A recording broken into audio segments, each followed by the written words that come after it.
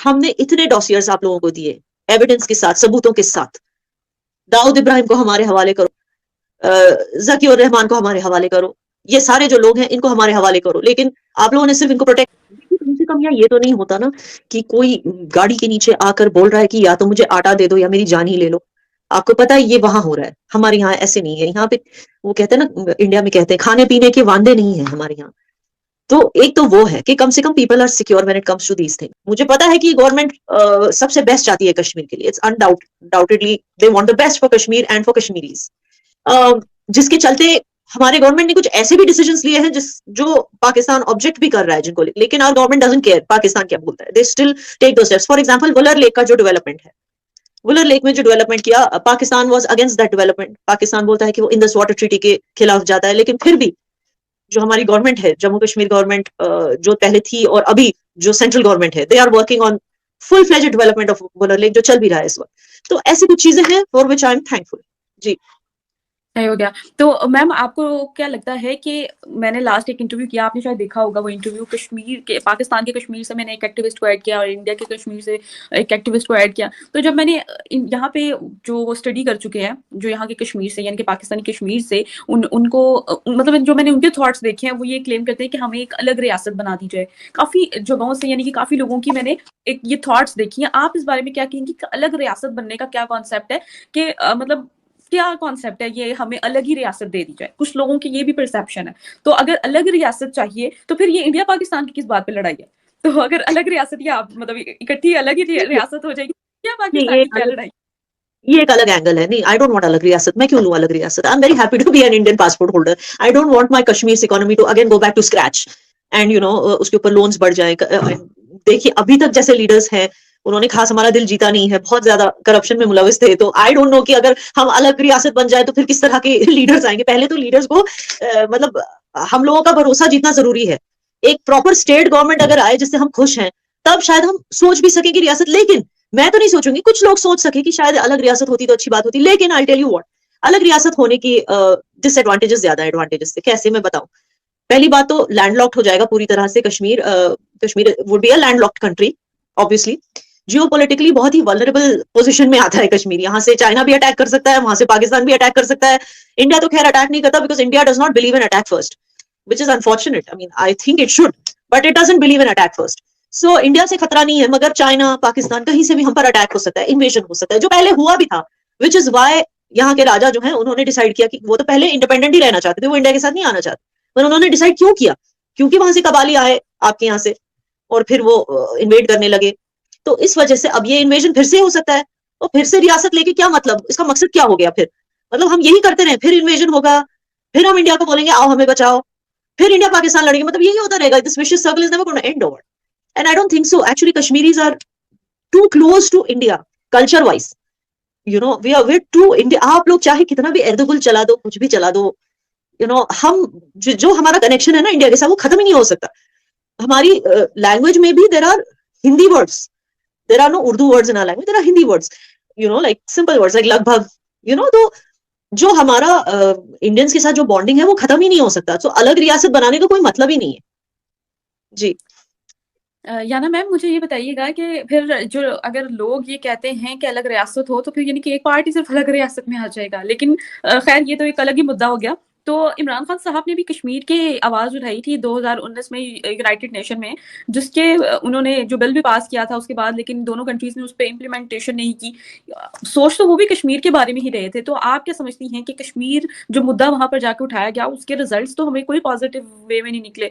तो आप अभी भी इमरान खान साहब को वो मतलब राइट डिसीजन लेने वाला नहीं कहेंगी? क्या क्या समझती हैं इस पूरे सिनेरियो को देखते हुए? He is not right decision maker और एनीथिंग, ही इज जस्ट। देखिए इन लोगों का मकसद ये है, आप पाकिस्तान वालों को समझने की जरूरत है कि ये उसको हमेशा दिखाना पड़ता है कि it is doing a big favour to Pakistanis, so Pakistanis must follow. And how are you doing a big favour?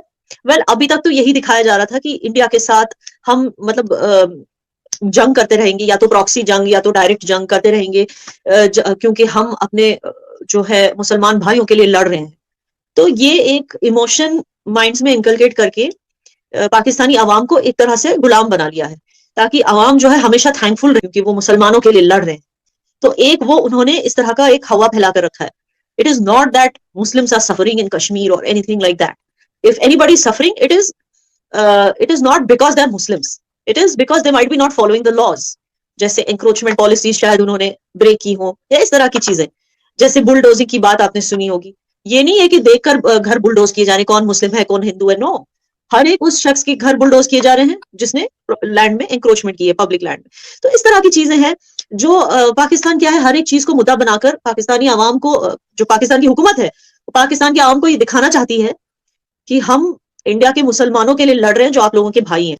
तो आपको ये समझना पड़ेगा कि ये जो नफरत की आग है आपकी हुकूमत ने क्यों फैला कर रखी है इंडियंस और पाकिस्तानीज के बीच, और कश्मीर को मुद्दा बनाकर खास करके, क्योंकि वो बॉर्डर पे आता है और वहां पे जो है आर्मी की इंपॉर्टेंस वो जाहिर करने की कोशिश कर रहे हैं. तो मैम आप क्या समझती हैं कि वहाँ के जो कश्मीरी यंग यूथ है उनके लिए क्या डेवलपमेंट की जा रही है, जो वो ये चाहते हैं कि वो उनको इंडिया के साथ ही वो इंडिया के साथ ही रहना चाहते हैं, उनके लिए क्या ऐसा किया जा रहा है इकदाम, क्या समझती हैं? क्योंकि यहाँ पर जितनी भी कश्मीर में आपको पता है आबादी जो है वो मुस्लिम कम्युनिटी ज्यादा है, तो उस हिसाब से क्या किया जा रहा है मुझे ये बताइए.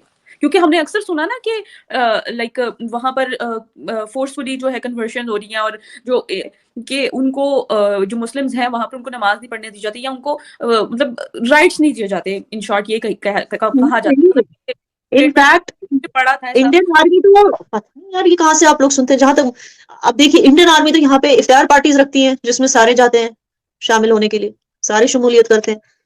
तो उसी तरह यहाँ पे मतलब ऐसा कुछ नहीं है जैसे आप बोल रहे हो. इट इज वेरी वियर्ड कि इस तरह की चीजें वहां पर स्प्रेड. वही तो मैंने कहा कि गलत गलत जो चीजें हैं यहाँ से यहाँ के बारे में वहां के लोग करते हैं. एंड बिकॉज हैरानी की बात है कि आपकी यहाँ सेलिब्रिटीज, इन्फ्लुएंसर्स जो हैं वो इस तरह की बातें करते रहते हैं, डिस्पाइट द फैक्ट कि वो कभी कश्मीर आए नहीं, उन्होंने कभी यहाँ के हालात नहीं देखे. अच्छा, आप पूछ रही थी कि ऐसा क्या करती है इंडिया. मैंने एक रीजन तो आपको दे दिया, इन्वेजन. ठीक है ना, वो इंडियन सेना ही थी ना जिसने हमें इन्वेजन से बचाया. तो हमें पता है कि हम वर्ल्ड सेकंड लार्जेस्ट आर्मी के साथ ज्यादा सेफ हैं, रैदर देन पाकिस्तान या रैदर देन अलग रियासत बने. इससे तो हम ज्यादा सेफ है ऐसी कंट्री के साथ जो वर्ल्ड फास्टेस्ट ग्रोइंग इकोनॉमी है, वर्ल्ड सेकंड लार्जेस्ट आर्मी है. तो आपको नहीं लगता कि कोई भी यही सोचेगा कि हमारा मुस्तकबिल जो है इंडिया के साथ बेटर है? आपको नहीं लगता? अच्छा, जो हमारा पासपोर्ट है फॉर एग्जाम्पल, जब हम जाते हैं हम शान से जाते हैं. तो आपको तो पता है कि आपकी वो कौन सी हीरोइन है जो यहाँ पर हिंदी मूवीज में काम करके गई, जो माहिरा खान है, और एक वो है जिन्होंने सनम तेरी कसम में वो एक एक्टिंग की थी, क्या नाम? वो इरफान खान के साथ आई थी, बहुत ही अच्छी मूवी में. It was a very good movie and she's a very good actress. मैंने उसको किसी सीरियल में भी देखा था. I think her surname is Kamar, something Kamar. Is there an actress like that? Saba Qamar. Is that her name? So she's tall, right? वो इरफान खान के साथ जो आई थी. हाँ जी. हिंदी मीडियम में कौन सी एक्ट्रेस आई थी? बिल्कुल सबा कमर की आई थी. उसने क्या बोला है, उसकी इंटरव्यू देखी आपने? उसने बोला जब हम गए थे इंडिया, हम कहीं गए थे शूट के लिए, आई थिंक रशिया या ऐसी कोई जगह हम गए थे शूट के लिए, और वहां पर सारी जो इंडियन टीम है, इंडियन क्रू थी, इंडियन टीम हमारी फिल्म क्रू जो थी, वो सारे निकल गए एक चैनल से. Just because I was a Pakistani, मुझे रुकाया गया. मुझे, और वो रोते रोते ये बात बोल रही थी, कह रही थी मुझे इतनी बेइज्जती फील हुई उस दिन, जिस तरह मुझे इंट्रोगेशन किया जा रहा था, जो भी किया जा, just because I am a Pakistani passport holder. क्या इससे आपको सेंटीमेंट का पता नहीं चलता कि क्यों कोई कश्मीरी चाहेगा कि मैं या तो पाकिस्तान से जुड़ूं या अलग एक कंट्री बन जाऊं? फिर उस कंट्री, आपको समझना पड़ेगा, बहुत सारे कश्मीरीज जो है वो इंडिया, मेनलैंड इंडिया में बिजनेस करते हैं. अब हमें अपनी कंट्री में जाके टैक्स देना पड़ेगा वहां पे बिजनेस करने के लिए, हम एनआरआईज बन जाएंगे. क्यों? वो आई don't think it makes any sense.